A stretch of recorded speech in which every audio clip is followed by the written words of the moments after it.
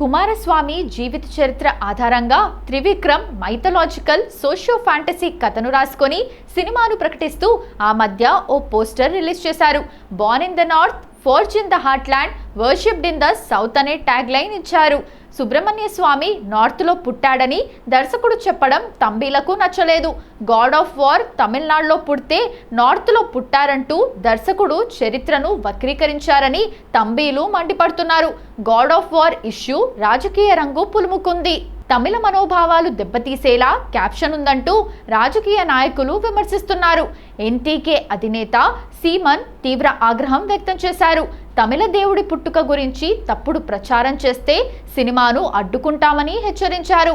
కుమారస్వామి పుట్టిన ప్రదేశం గురించి సోషల్ మీడియాలో 2 వర్గాల పోస్టులు వైరల్ అవుతున్నాయి. హిందూ పురాణంలో కుమారస్వామి హిమాలయాల్లో జన్మించారని సినిమా టీంకు మద్దతుగా కొందరు నిలుస్తున్నారు. గురూజీ కలం పట్టి ఏ ముహూర్తాన ఈ కథను రాసుకున్నాడో గాని అన్ని అడ్డంకులే. ముందుగా ఈ కథను బన్నీకి వినిపించాడు. పుష్ప 2 రిలీజ్ కాకుండానే ఈ ప్రాజెక్ట్ ప్రకటించారు. కానీ ఏమైందో ఏమో, అల్లు అర్జున్ మాత్రం అట్లీ డైరెక్షన్ లో రాకాకు గ్రీన్ సిగ్నల్ ఇచ్చాడు. ఇదే కథను ఎన్టీఆర్ తో ప్రకటించాడు త్రివిక్రమ్. సినిమాను అనౌన్స్ చేశారో లేదో వివాదం మొదలైంది.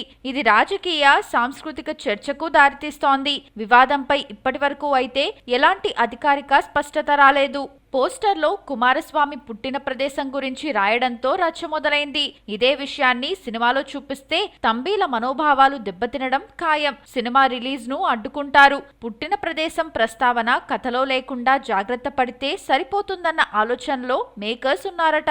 ఎన్టీఆర్ ప్రస్తుతం డ్రాగన్ తో బిజీగా ఉన్నాడు. దాదాపు ఇంకో 10 నెలల పాటు ఇదే సినిమాతో జర్నీ చేస్తాడు. ఎప్పుడో మొదలై 2 ఏళ్ల తర్వాత రిలీజ్ అయ్యే మూవీ గురించి ఇప్పుడే స్పందిస్తారో లేదో చూడాలి మరి.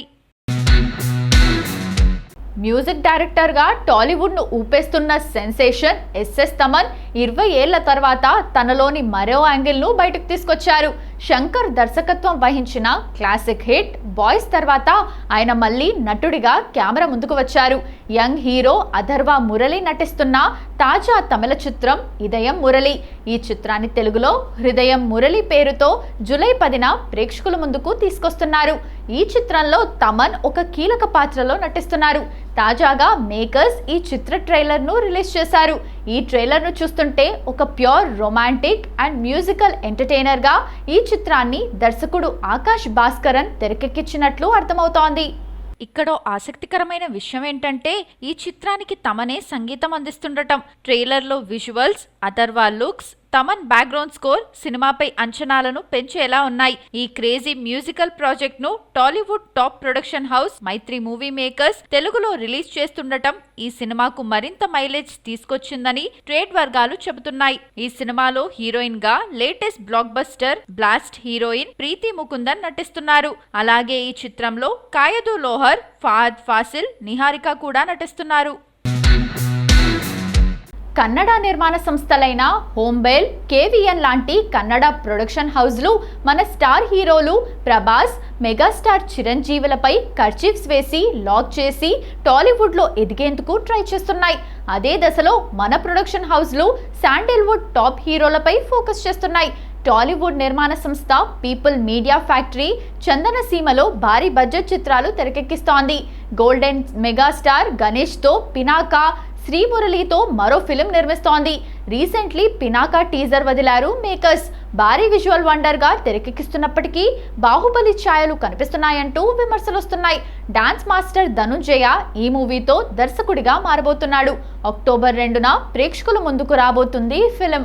ఇక శ్రీమురళితో 1.5 క్రితం ఓ మూవీని అనౌన్స్ చేసింది పీపుల్ మీడియా ఫ్యాక్టరీ. కానీ అప్పటి నుండి మరో అప్డేట్ పంచుకోలేదు team. Kichcha Sudeep upcoming film Billa Ranga భాషతో శాండిల్వుడ్ ఎంట్రీ ఇస్తోంది ప్రైమ్ షో ఎంటర్టైన్మెంట్స్. ఎక్స్పెరిమెంటల్ గా మూవీని తెరకెక్కించబోతున్నాడు అనూప్ భండారి. క్రీస్తు శకం 2209లో స్టోరీగా ప్రెజెంట్ చేయబోతున్నాడు డైరెక్టర్. విఎఫ్ఎక్స్ వేరే లెవెల్లో ఉండబోతుందని టాక్. అత్యంత భారీ బడ్జెట్ చిత్రంగా తెరకెక్కిస్తున్నారు హనుమాన్ నిర్మాతలు. కేజీఎఫ్, కాంతారా సిరీస్ చిత్రాల తర్వాత శాండిల్వుడ్ రేంజ్ మారింది. అక్కడ హీరోలు మంచి వసూళ్లను రాబట్టుకోవడంతో అటు మార్కెట్ పైన దృష్టి సారిస్తున్నారు మన మేకర్స్.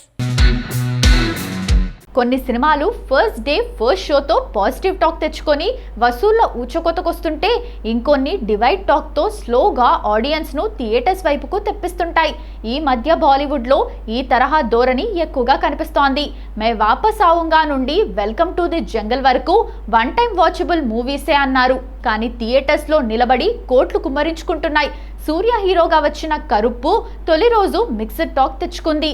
కానీ కట్ చేస్తే 350 కోట్ల గ్రాస్ కలెక్షన్స్తో ఈ ఏడాది తమిళ హైయెస్ట్ గ్రాసర్ చిత్రంగా నిలిచింది. ఇమ్తియాజ్ అలీ మే వాపస్ ఆవుంగా ఆడియన్స్ తొలుత పెద్దగా ఎవరు పట్టించుకోలేదు. కానీ మెల్లిగా పుంజుకొని లాంగ్ రన్లో 55 కోట్లు నెట్ వసూళ్లను సాధించింది.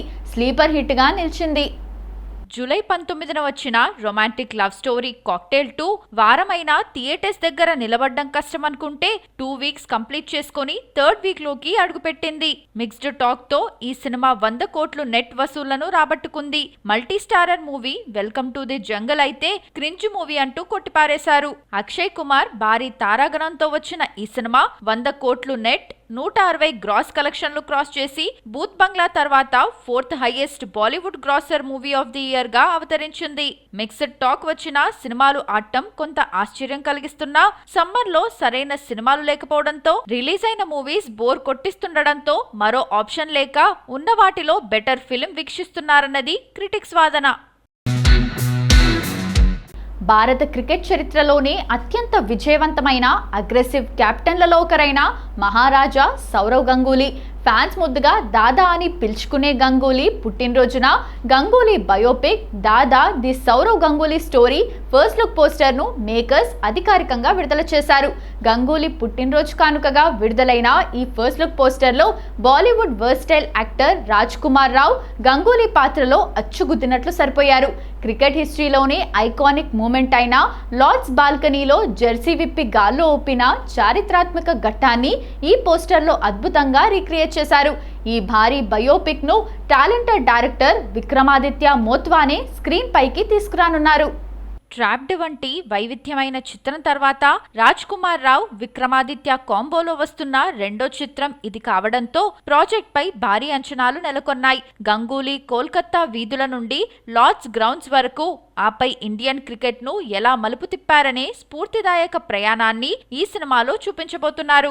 లవ్ ఫిల్మ్స్ పతాకంపై లవ్ రంజన్, అంకుర్ గార్గ్ ఈ చిత్రాన్ని నిర్మిస్తుండగా గుల్షన్ కుమార్, భూషణ్ కుమార్, టీ సిరీస్ మరియు DBL సంస్థలు సంయుక్తంగా సమర్పిస్తున్నాయి. అత్యంత ప్రతిష్టాత్మకంగా తెరకెక్కుతున్న ఈ చిత్రం లాంగ్ హాలిడే వీకెండ్ ను టార్గెట్ చేస్తూ 14 మే 2027న ప్రపంచవ్యాప్తంగా థియేటర్లలో గ్రాండ్ గా విడుదల కాబోతోంది.